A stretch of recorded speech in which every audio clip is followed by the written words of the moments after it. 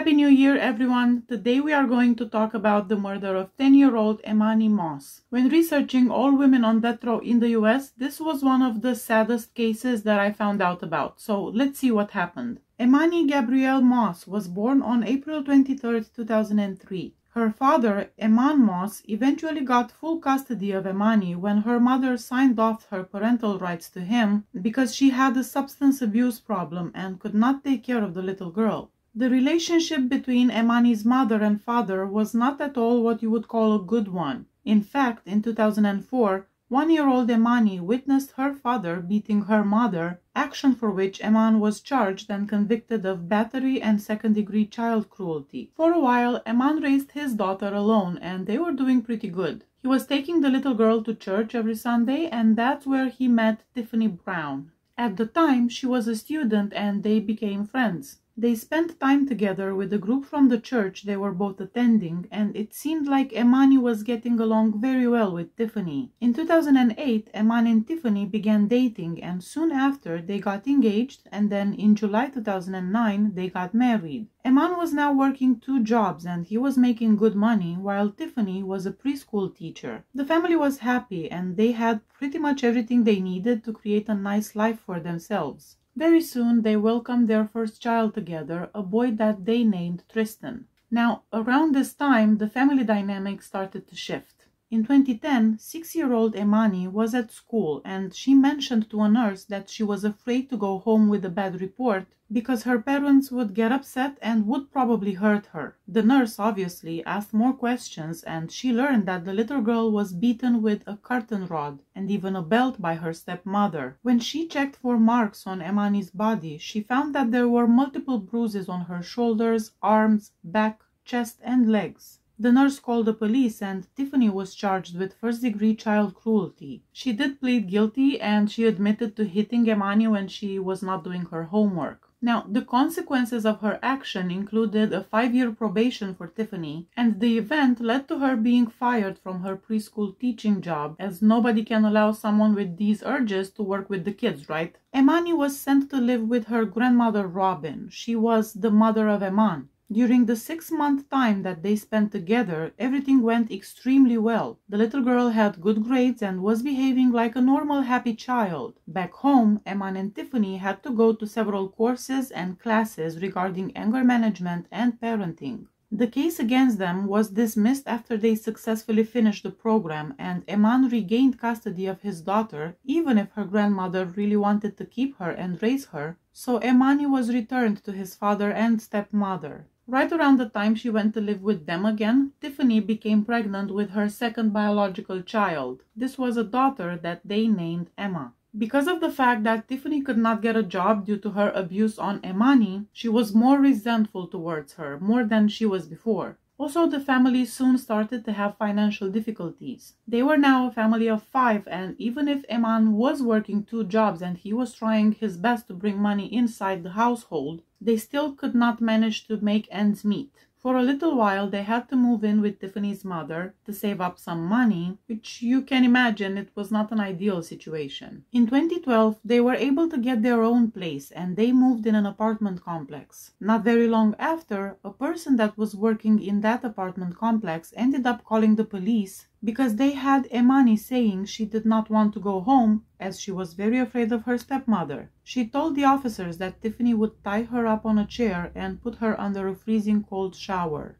Because they could not find any bruises or physical evidence, they did not have any proof that this actually happened, and of course, Tiffany said EMANI was lying, so they didn't do anything, they just left her there. There were multiple instances in which police was called back there to check on the little girl as she constantly asked for help and said she was terrified of going home after school. One time, EMANI ran away from home and she was discovered sleeping in a bush by the police officers, and she told them again that her stepmother was abusive towards her.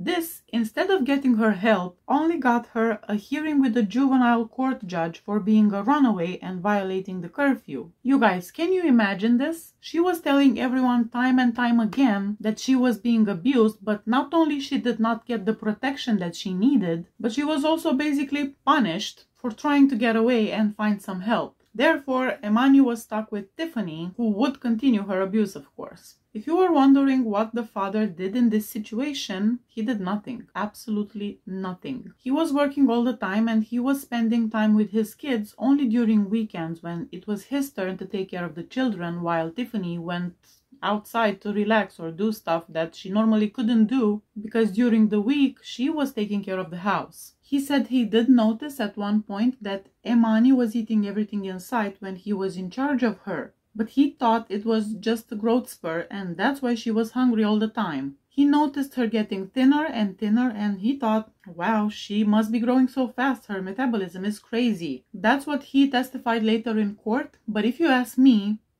he was just a shitty father who decided to simply ignore all the signs that his little girl was in danger. He chose to believe what his wife would tell him constantly about EMANI being rebellious and a misbehaved brat. And he chose to turn a blind eye to everything that was wrong with this picture. I mean, yes, he did have another 2 kids with Tiffany, so he probably didn't know exactly how to act or what to do. But come on, I don't believe for 1 second that he didn't know exactly what was going on. There was one instance in 2013 in which the family visited EMAN's sister, Sharonese, for Mother's Day, and both his sister and his mother, Robin, were confused and worried when they saw EMANI's hair was cut off. Tiffany said she had punished EMANI for behaving ugly and that she should look as she was behaving, which was ugly. At the end of the school year, EMANI was pulled out from the public school system and her parents decided to homeschool her. Her aunt Sharonese did not agree with this and called the Georgia Division of Family and Children's Services, but they did absolutely nothing. They didn't even check how EMANI was doing after receiving a report about the little girl being neglected by EMAN and Tiffany. Now, if my statement earlier that EMAN knew what was happening to his daughter seemed mean, you will probably change your mind in a minute. Tiffany at one point decided to completely starve EMANI and she confined the little girl to her bedroom. She would take care of her biological children, she would feed them, bathe them, love them, but she would not do the same for EMAN's daughter. Tiffany would bake cookies and cook food that EMANI was able to smell from her bedroom, but she was not allowed to have any of that. For weeks, you guys, she did not get anything to eat. Like zero, nothing. Remember how we talked about how EMAN was taking care of his kids during the weekends? Are you telling me that he didn't know Tiffany was not feeding his daughter? EMANI was probably so hungry she cried, and I assume she did tell her father what was happening. But what did he do? Nothing. The extended family last saw EMANI alive on May 12, 2013. On October 24, Tiffany sent a message to EMAN telling him that there was something wrong with EMANI. After finishing his shift at his morning job, he returned home and found his little 10-year-old girl in the bathtub having seizures. According to his testimony in court, she tried to speak, but she couldn't. At that point, instead of calling 911, EMAN took his daughter back in her bedroom, put her on the bed, and then tried to feed her. She wouldn't eat or she could not eat. That's how weak she was. He said that Tiffany asked him not to call 911 because she would go to jail and they would lose custody of their other kids. And EMAN was such a coward and so easily manipulated that he listened to his wife and he left for his second job that he had in the afternoon. EMANI spent the following 4 days in the same state in her room, and on October 28, Tiffany sent a message to EMAN saying his daughter died. You would think this time EMAN would call the police, but no, he came back from work, and while his little girl was lying dead on her bedroom floor covered in blankets, his other kids were playing and his wife Tiffany was watching TV. If this doesn't creep you out, I don't know what will. He said he did want to call 911, but Tiffany again argued that they would both go to jail, and so he gave up the idea. Tiffany said they had to cover up EMANI's death and just report her missing to the police because she had a history of running away from home, so probably everyone would believe this statement. Father of the Year took his baby girl's body and put it in the computer room where they would keep her until October 31st. So that was 3 days in which they just went about their lives as usual. On Halloween, EMAN went to a Walmart and bought trash bags, charcoal, a large trash can and lighter fluid, as the couple decided they would cremate EMANI's body. The next morning, on November 1st, the Mosses loaded the trash can with EMANI's body in it in their car. They got the other two kids and went for a drive in order to find a suitable, secluded place to set the 10-year-old girl on fire. They eventually found a remote area where they got the trash can out of the car and tried to burn the body in it.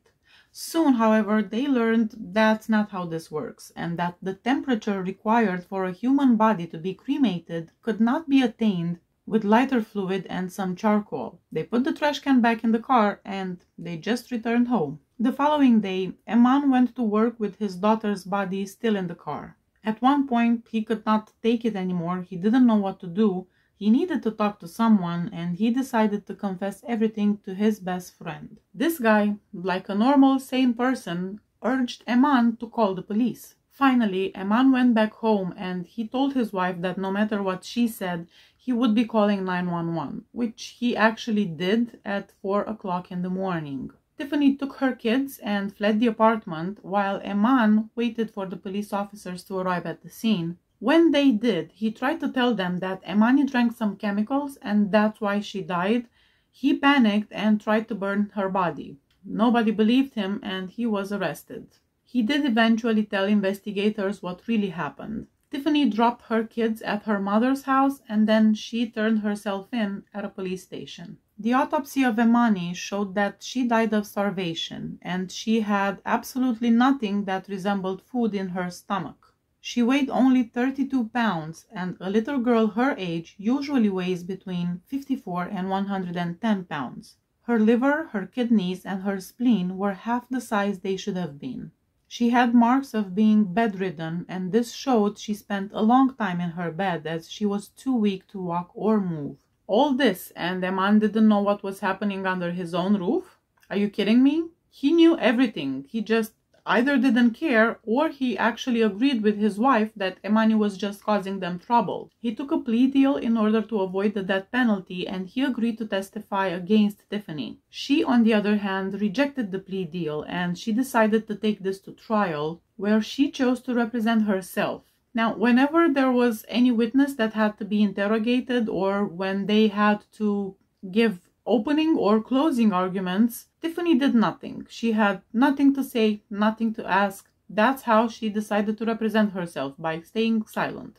In the end, she received the death penalty, and I know that she is trying to appeal that now, and of course now she does want legal representation, even if she didn't want that when she had the trial. I believe that her legal team is now trying to say that she had brain damage, and that's why she did whatever she did to EMANI. To me, it sounds ridiculous because she did know it was a bad thing to do. That's why she didn't want the cops involved. And she did know that she had to feed and bathe the children because she did that for her own children, right? So in my opinion, no, it has nothing to do with her brain damage or brain injury or whatever. It's not even mental illness. It's just pure evil, you know? A lot of people said that this resembled the Cinderella story, and I think that during the trial they also referred to the situation as to being the Cinderella effect. You know, the story of the stepmother that does take care of her children but does not take care of her partner's kids. Even so, I feel like what happened to EMANI was absolutely horrible. I think it was pretty obvious what I felt about the case throughout the video because I did share my opinion. Both the stepmother from hell and the father were equally guilty. Nobody that treats your child this way should have room in your life, not even for a second. After Tiffany got probation back in 2010 when she hurt EMANI the first time, EMAN should have left without batting an eye. I don't care how much he loved his wife, he should have loved his daughter more. There were so many moments in which he could have saved her. So many times and moments in which Tiffany showed that instead of becoming a better person, she was actually becoming more and more abusive towards EMANI. How can you, as a father, look at your child starving to death and not have every cell in your body trying to get her help or wanting to get her help? How can you know that your kid is dead and ignore the body that you placed in the computer room for 3 days while you go about your life as usual? EMAN and Tiffany Moss stayed married. They even tried to get their other 2 kids' custody back after they were placed into foster care, but without success. The families that took them into foster care eventually adopted the children. Let me know what you all think about this case. Do you believe that Eman was just a very hardworking father that was 100% manipulated by his wife? Thank you so much for watching. Please hit that subscribe button if you like my channel. See you next time. Bye bye.